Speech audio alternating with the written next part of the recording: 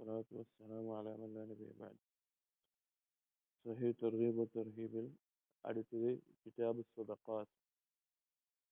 അതിലെ ഒന്നാമത്തെ ഫസ്ല് الترغيب في أداء الزكاة وتأكيد وجوبها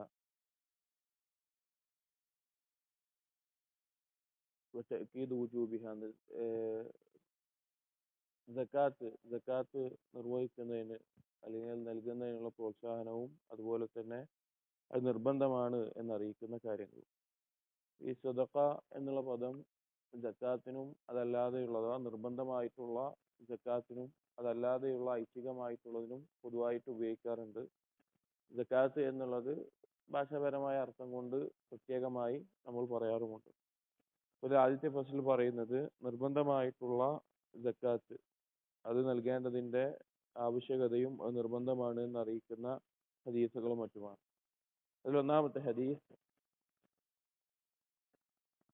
عن ابن عمر رضي الله عنهما قال قال رسول الله صلى الله عليه وسلم بني الإسلام على خمس شهادة أن لا إله إلا الله وأن محمدا عبده ورسوله وإقام الصلاة وإيتاء الزكاة وحج البيت وصوم رمضان.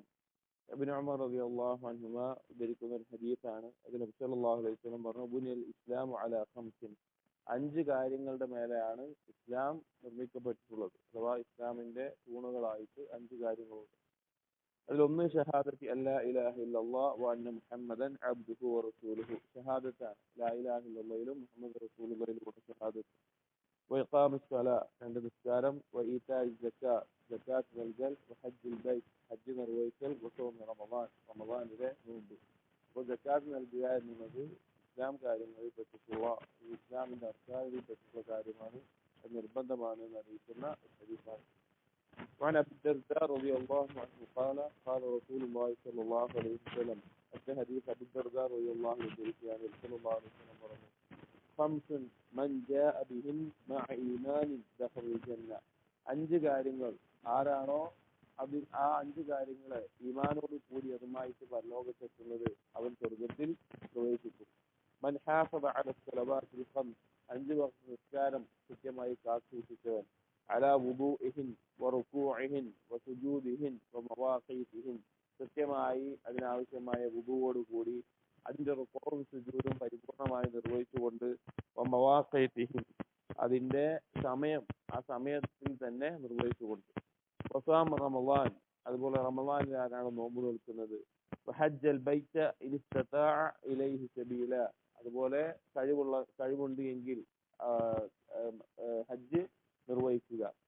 വഅത സകാത തയ്യിബതൻ ബിഹാ നഫ്സുഹു, അടുത്തത് അവന്റെ സ്വന്തം പൂർണ്ണമായ തൃപ്തിയോടുകൂടി അവൻ സക്കാത്ത് നൽകുക എന്നുള്ളത്. ഈ കാര്യങ്ങളുണ്ട് എങ്കിൽ ഈമാനോടുകൂടി അഞ്ച് കാര്യങ്ങളുമായിട്ടാണ് എത്തുന്നതെങ്കിൽ അവൻ സ്വർഗത്തിൽ പ്രവേശിക്കും എന്ന് നബി സല്ലല്ലാഹു അലൈഹി വസല്ലം അറിയിച്ചു.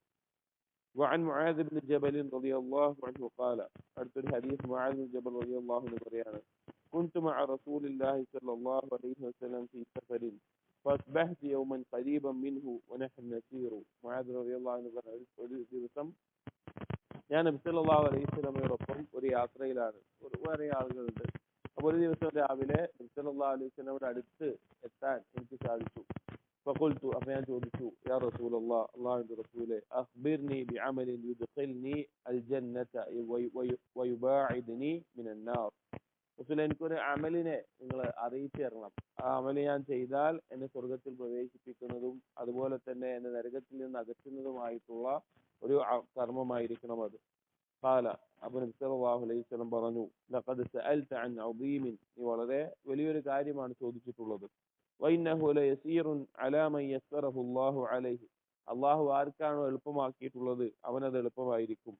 തഅബുദുല്ലാഹ വലാ തുശ്രികു ബിഹി ഷൈആ, എന്ന് നബി സല്ലല്ലാഹു അലൈഹി വസല്ലം പറഞ്ഞു, നീ അല്ലാഹുവിനെ മാത്രം ഇബാദത്ത് ചെയ്യുക, ഒന്നിനെയും, ഒരു വ്യക്തിയാവട്ടെ വസ്തുവാവട്ടെ ഒന്നിനെയും അല്ലാഹുവിൽ പങ്കു ചേർക്കരുത്. വതുഖീമുസ് സ്വലാ, നീ നിസ്കാരം കൃത്യമായി നിർവഹിക്കുക. വതുഅതി സക്കാത്ത്, നീ കൃത്യമായി സക്കാത്ത് നൽകുക സമ്പത്തിന്. വതസൂമു റമളാൻ, റമളാനിൽ നോമ്പ് നോൽക്കുക. വതഹജ്ജുൽ ബൈത്ത്, ഹജ്ജ് നിർവഹിക്കുക.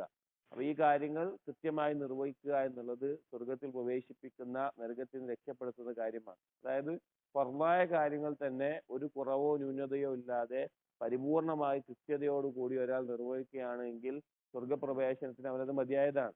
പക്ഷേ നമുക്ക് പലപ്പോഴും പലതരത്തിലുള്ള കുറവുകൾ ഉണ്ടാകാറുണ്ട്, പല വീഴ്ചകൾ സംഭവിക്കാറുണ്ട്. അതിനെ പരിഹരിക്കാൻ കൂടിയാണ് ഐച്ഛികമായ നിസ്കാരമാവട്ടെ അതുപോലുള്ള കാര്യങ്ങൾ അള്ളാഹു തആല നിശ്ചയിച്ചിട്ടുള്ളത്.